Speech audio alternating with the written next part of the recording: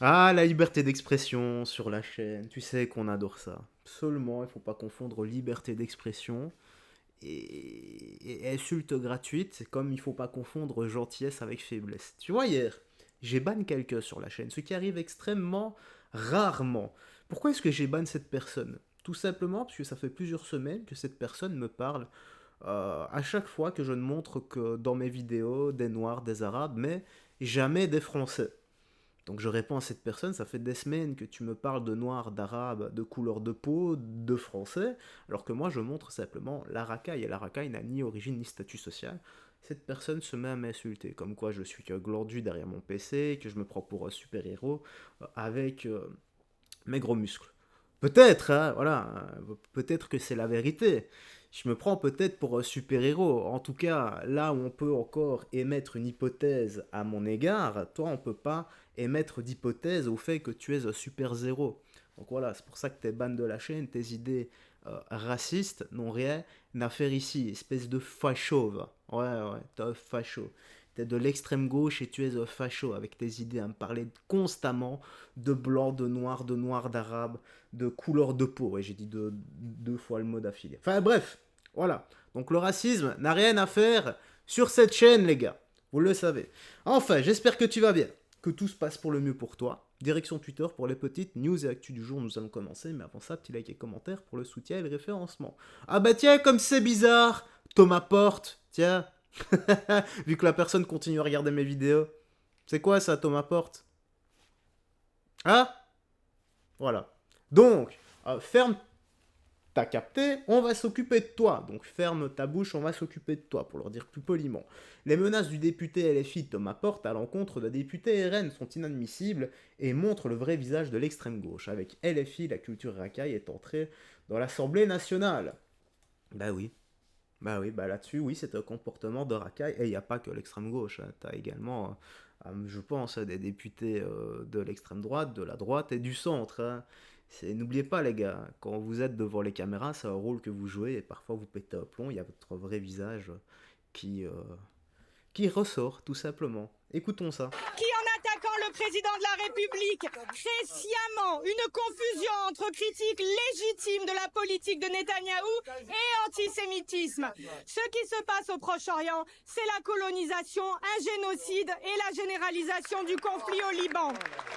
Serez-vous plus clair que les soutiens inconditionnels qui prétendent ne pas savoir à quoi Emmanuel Macron fait allusion? On parle de plus de 43 000 morts et plus de 100 000 blessés à Gaza. Plus qui, en attaquant le Bon, président de la... honnêtement, quand vous voyez on va couper le son, regardez bien juste l'expression du visage sans son, ce que ça reflète.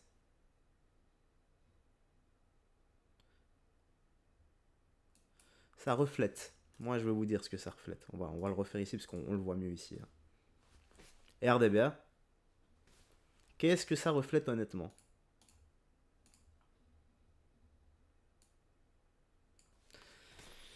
L'agacement.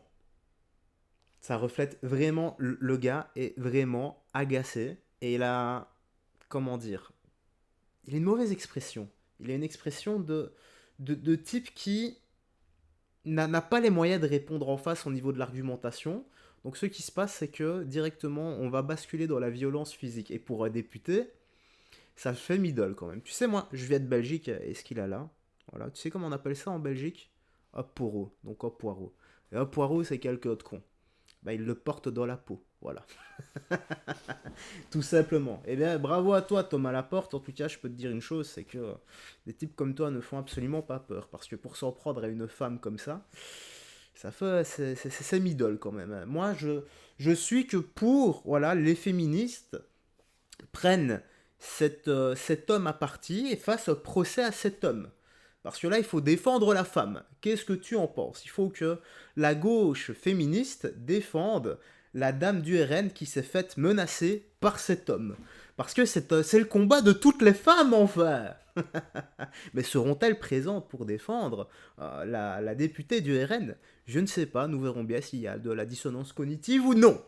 Enfin, nous allons continuer avec la star du moment, Monsieur Bellatar, bel beubard, bel attardé, que certains, j'ai vu ton commentaire, j'ai bien rigolé, quand tu l'as appelé Bella Tardé.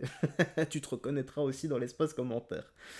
Alors, écoutez ça les gars. Madame, je ne sais pas comment on me qualifie d'islamiste. Ce que je peux vous répondre, c'est que je ne le suis pas. Je suis de ceux qui dira toujours qu'on ne parle pas et on ne négocie pas avec l'extrême droite. Donc c'est un déplacement où je me sens en tout cas physiquement légitime. Mais pour vous dire, ça s'est tellement bien passé, j'ai vu Retailleau manger du couscous. On voit qu'il est con et...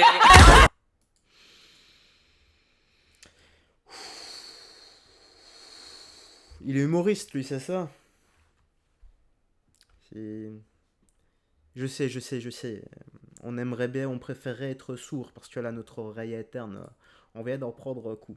Eh ben tiens, en parlant de Monsieur Belbebard, qu'est-ce qu'on a? On a 23 femmes, dont Madame, hein, donc je cite, dont moi, victimes de Yacine Bellatar, ont vu leur plainte être jetée à la poubelle par la justice. Une femme révoltée par la présence de Yacine Bellatar au Maroc s'exprime. Écoutez ça les gars, c'est une dinguerie si c'est vrai. Maintenant, on a 3 femmes qui portent plainte. Je fais partie des victimes de Yacine Bellatar, donc autant vous dire que cette semaine, ma psy va gagner beaucoup d'argent. L'année dernière, j'ai publié un podcast que j'avais titré Bellatar, la justice et nous. J'y explique comment 23 témoignages de femmes victimes de Yacine Bellatar, dont je fais partie, ont été jetés à la poubelle par la justice.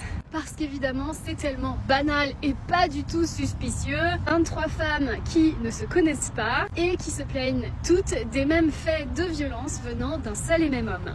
Donc nous, on ne nous a pas pris au sérieux concernant les violences psychologiques et sexuelles qu'on a dénoncées. Mais les 4 autres hommes qui ont porté plainte contre Yacine Bellatar pour menace de mort, eux, oui, on les a écoutés et du coup Yacine Bellatar a été condamné. Condamné en 2023 pour menace de mort, donc je rappelle. Donc c'est cette personne-là, hein, tout de même. Et tu veux menacer qui, toi, sérieux?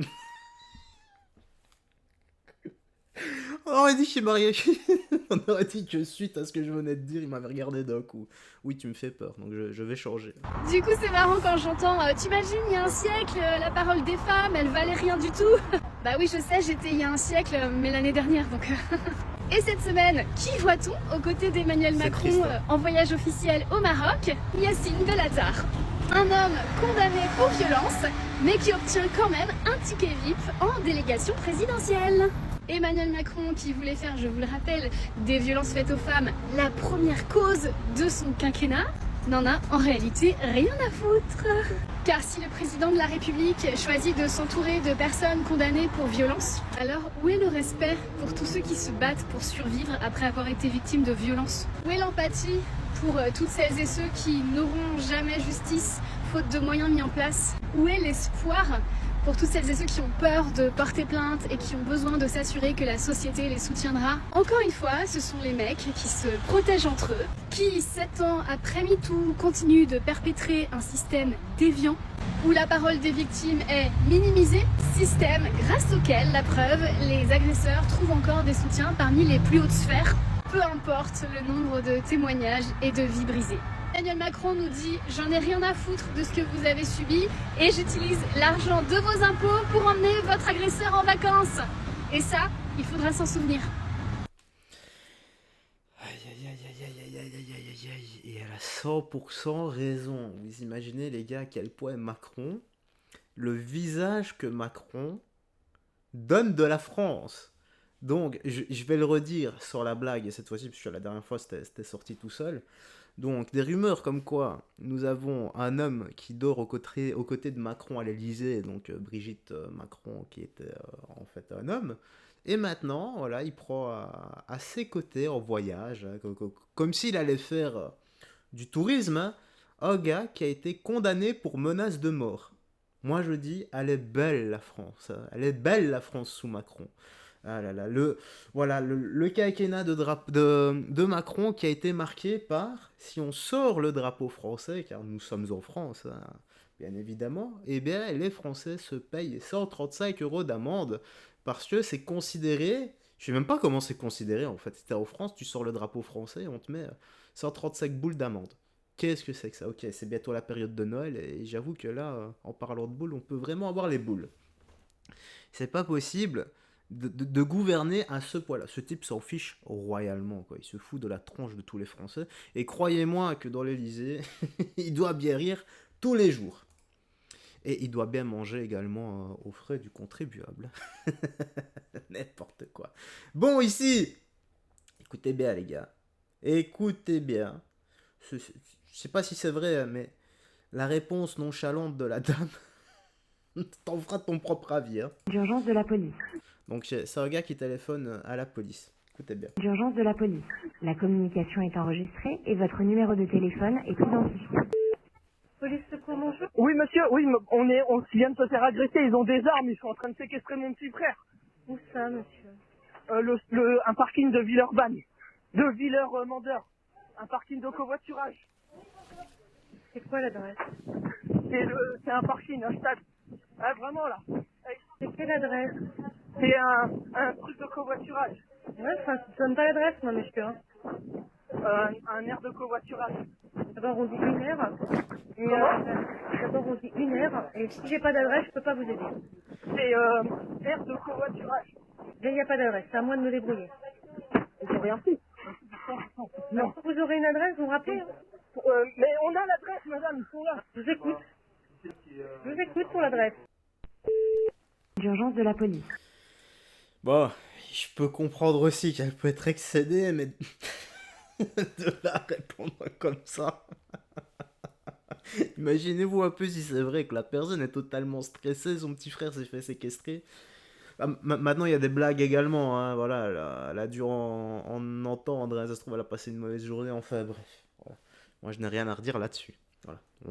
Chacun fera son propre avis dans l'espace commentaire. Et n'oubliez pas, hein, avec sagesse et respect, s'il vous plaît, les insultes inutiles, le racisme, ça ne sert vraiment à rien. Bref, la petite news actu se termine ici, j'espère que tu as bien apprécié. N'hésite pas à commenter, comme je l'ai dit. Et voilà, moi j'aurais rien d'autre à ajouter. Prends bien soin de toi, des gens que tu aimes, et on se voit à la prochaine pour d'autres vidéos. Bye bye, fais très attention à toi et que Dieu te bénisse.